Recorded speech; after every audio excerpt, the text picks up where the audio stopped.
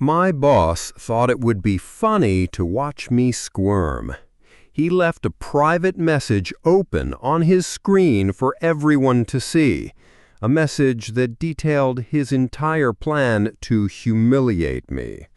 He wanted to see me panic. He wanted to see me fail. What he didn't plan on was me seeing it first. And what he really didn't plan on was that single message costing him his entire career. If you know the feeling of being underestimated, of being disrespected by someone who thinks they hold all the power, then you're going to love this. Stick around because this is a masterclass in turning the tables. Hit that subscribe button and ring the bell for more stories where the little guy, or in this case the little gal, gets the last, most satisfying laugh. Let's get into it. Let me set the scene. I'm 29, working at a mid-sized firm. The pay is good, the work is interesting, but there was one significant problem. His name was Steve, my direct manager. 40 years old and the living embodiment of a man who peaked in high school and has been chasing that feeling ever since. Steve didn't just manage, he reigned. His favorite management technique was the power trip. He'd cloak his nastiness in jokes, always at someone else's expense. A cutting remark about Sarah's presentation skills, a playful jab at Mark's quiet demeanor in meetings. But heaven forbid you ever tried to give it back. His ego was a fortress, and any return fire was treated as a declaration of war. And a couple of months ago, he decided his new favorite target was me. It started small. In meetings, I'd be midway through a point, and he'd just talk over me. Not a rude interruption, but a smooth, dismissive, "Yes, thank you for that. But what we really need to focus on is," as if my contribution was a distracting buzz he needed to swat away. Then came the credit. I'd spend days on a detailed report, send it to him for review, and the next thing I know, he's presenting it to the senior team as his own. No mention of my name, just a casual, "I've been analyzing the data and here's what I found." I could feel the frustration bubbling inside me, a hot, tight coil in my chest. But you know how it is. You need the job, you need the paycheck, you bite your tongue until you taste blood. But the moment that truly revealed his character happened in the break room. I was making coffee, and a few other colleagues were there. Steve walks in, claps a hand on my shoulder, a little too hard, and says to the room, loud enough for everyone to hear, "Don't expect much from her, guys. She's just here to fill the diversity quota." The room went dead silent. The air was sucked right out. I could feel every pair of eyes on me, a mixture of pity and secondhand embarrassment. My face grew hot, my fingers tightened around the mug. I forced a laugh, a hollow, pathetic sound. What else could I do? He said it like a joke, so to protest would be to not get the joke, to be the humorless, difficult woman he already implied I was. So I laughed, and the coil in my chest tightened another notch. I started documenting everything, every dismissive email, every instance of stolen credit. I'd jot down notes after meetings, time-stamping his interruptions. It wasn't a plan yet, just a form of self-preservation, proof for myself that I wasn't going crazy. Then came the day of the big client Zoom call. It was important, a new account. Steve was leading the presentation. I was there for support, to chime in with data if needed. He was sharing his screen, walking them through a deck, and then he minimized the PowerPoint for a second to pull up a file. And that's when I saw it.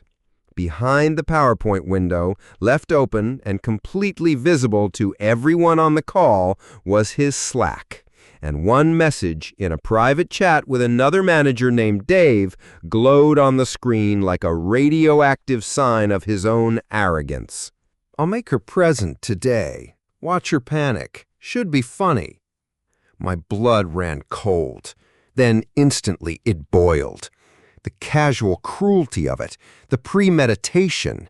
This wasn't a heat-of-the-moment jab. This was a plotted, orchestrated humiliation. He was going to use my potential failure as his afternoon entertainment. And right on cue, he did it. He maximized the PowerPoint again, gave a slick smile to the webcam and said, "You know what, actually, my name has been deeply involved in this data. Why don't you handle this next section?" There was a pause, a beat where he was undoubtedly waiting for me to stammer, to fumble, to prove his little prophecy correct. But that message, that awful, betraying message, it didn't make me panic. It filled me with a cold, crystalline calm. The fear was burned away by pure, undiluted fury. He had given me a weapon, and I was going to use it. I took a slow, quiet breath. "Of course, Steve," I said, my voice steady. "I'd be happy to." And then I nailed it. I presented the data flawlessly. I answered the client's questions with confidence. I was articulate, professional, and sharp. I could feel Steve's silent confusion through the screen. His little joke had backfired. But his real mistake was thinking the joke was over when the presentation ended. The second that Zoom call ended, I didn't move.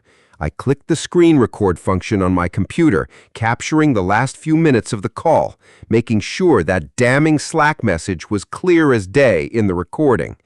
My heart wasn't hammering with anxiety anymore. It was pounding with purpose. I spent that evening compiling my dossier, the screen recording, the emails, my dated notes. I even reached out to 2 coworkers I knew who were also sick of Steve's toxic behavior. I didn't ask for much, just if they'd be willing to provide a written statement about his unprofessional conduct. They agreed instantly. We were a silent coalition, waiting for a catalyst. I packaged it all up in a meticulously organized email to HR. The subject line was clear and professional. Formal complaint of harassment and creation of a hostile work environment. I didn't rant, I didn't emote. I just presented the facts. The evidence spoke for itself. HR responded within hours. They requested an urgent meeting in 48 hours. The day of the meeting, Steve walked into the HR conference room with a smug, almost bored expression.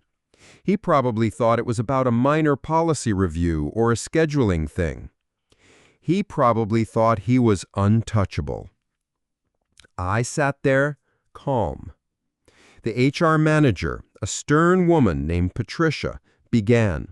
She didn't mince words. She described the complaint. She referenced the emails, and then she said, "And most concerningly, we have visual evidence of you planning to deliberately undermine an employee in front of a client." She turned her monitor around. There it was, his Slack message blown up for the entire room to see. "I'll make her present today. Watch her panic. Should be funny." I watched Steve's face in real time. The smugness melted away, replaced by confusion, then dawning horror, and finally a sickly, pale shock. The blood literally drained from his face. He looked like that ghost who had just seen his own grave. He tried to stammer an excuse, "It was just a joke, taken out of context." But the context was right there, in black and white. It was a joke at my expense, and the punchline was my professional dignity. HR wasn't laughing. He was walked out of the meeting. We didn't see him for the rest of the day or the next. 2 weeks later, a crisp, corporate-wide email went out. After careful consideration, Steve blank is no longer with the company. We thank him for his service and wish him well in his future endeavors." The collective sigh of relief in the office was practically audible. It was like someone had opened a window in a room that had been stale for years. The best part? My new manager is a brilliant woman who actively mentors me, who credits my work, and who has created an environment where we all actually want to succeed. The atmosphere is 100 times better. Steve wanted to humiliate me in front of everyone. He thought his power was absolute, but he forgot that true power isn't about title, it's about integrity, preparation, and the courage to hold people accountable. His attempt to break me was what finally gave me the strength to break his reign instead. He played a stupid game and won a stupid prize. If you've ever wanted to see karma delivered perfectly by express mail, let me know in the comments. What's the most satisfying workplace justice story you've ever heard? Give this video a like if you enjoyed seeing the tables turned, and subscribe for more stories of epic and deserved revenge. Thanks for watching.